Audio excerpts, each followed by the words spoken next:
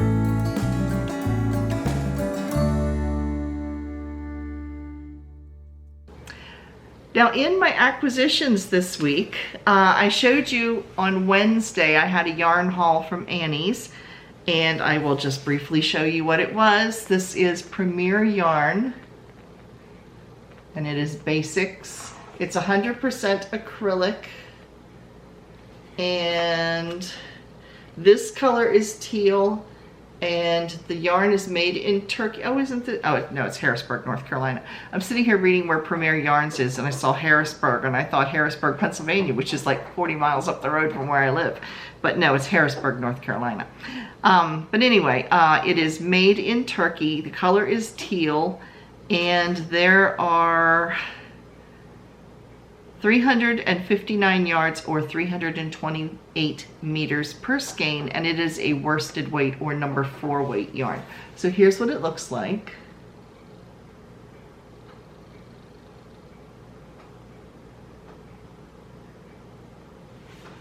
And then I got a second, I have 2 skeins of this, and then I bought 2 skeins of this. It's the same yarn, but this color is sea glass. Now, I mentioned on my video on Wednesday, if you missed that video, you can click the link right here. It'll take you over to it. But this was called sea glass.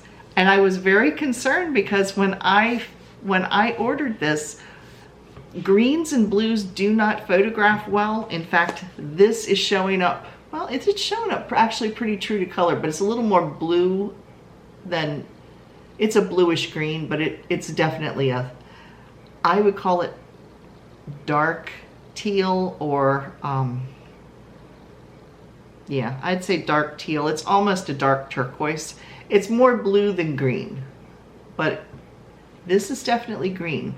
In the picture on the monitor, this was like a light teal, a very light bluish teal.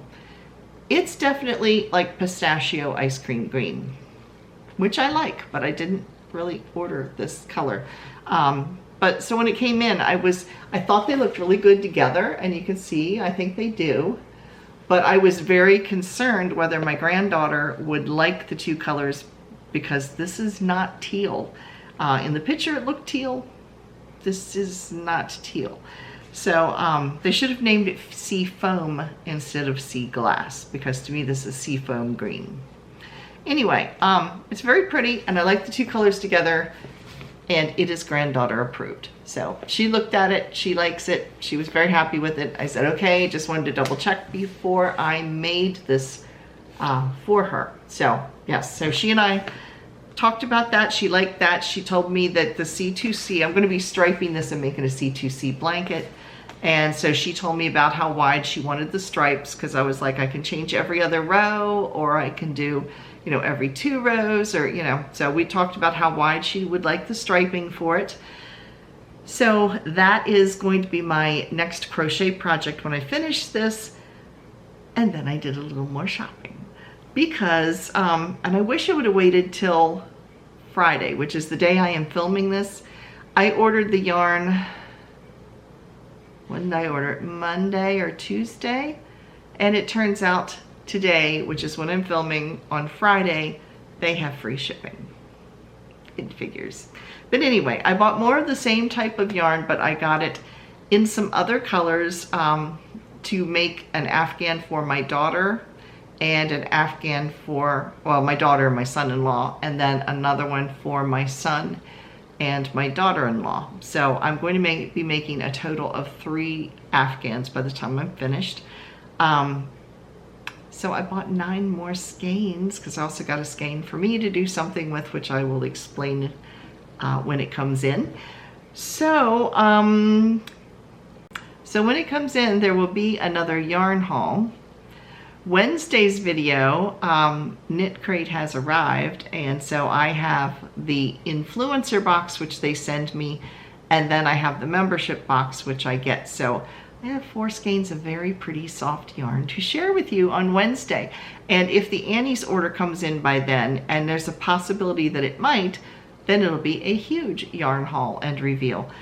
And then I did a little extra shopping on Knit Crate too, because I had a whole bunch of stash points. Every month that you get Knit Crate, you get stash points, and then you can cash them in and they act like dollars. I had like $25 worth of stash points, so I did a little shopping because the colors this month were especially pretty and I really liked them. So yeah, I'm gonna have 2 skeins of 3 different colors by the time I finish, and it's extremely soft. So make sure you stay tuned on Wednesday to see the 2 that I already have, and I'll tell you what I'll be getting, and hopefully the Annie's order will be in by then too, so we can look at lots and lots of yarn together. So that will be Wednesday's video. Now this past week I have been doing, I've been watching this thing called Crochet Summit. Now that is done by Rebecca Page, which is an actual website that you could go to. They did offer like a paid version of Crochet Summit where I think the classes stay forever and you get the patterns free or something. It was extra. I didn't do that because you know me, I'm cheap, except when it comes to buying yarn apparently. But anyway, yeah, it was free. So I tuned in when I would get home from work at the end of each day, and they would offer several different patterns and classes to make the different patterns. A lot of it was amigurumi, which is okay, but I'm not much into that. My grandkids are all kind of older for that, and I don't know what I'm going to do with a bunch of stuffed animals. So yeah, I didn't get into that, but there was some very pretty patterns. There was a granny square pouch, like a zippered pouch. So I watched that to learn how they were putting that zipper in. I thought I knew, and I was correct, but wanted to see how they did it. So I watched that, and I watched this one tutorial, and this video series is available on YouTube. So I'll tell you what the name of it is, and if you want to go check it out, you can. It is called The Gorgeous Gathered Shawl. You can buy a paid-for pattern, but she actually does the entire tutorial. If you don't need a pattern, you just want to follow along, you can actually watch it on YouTube. And it is, her website is called Not Yourself Out. And the person is Sonia Hood. I'll insert a picture so you can see what this looks like.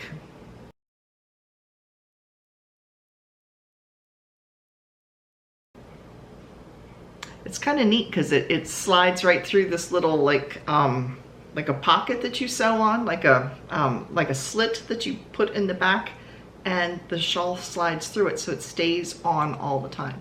So I kind of thought that was a neat idea, and then there's different ways to style it as well. The other one that I saw that I really liked was the triangle shawl crochet along with Amelia Johansson.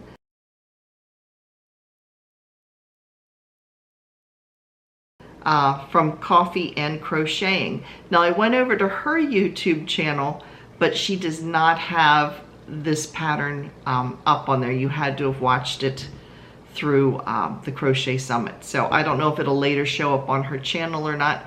The thing that did surprise me, and it was a good surprise, was that both of these designers, they both have YouTube channels, but they're not big YouTube channels. One only has 470 subscribers, the other one only has 629.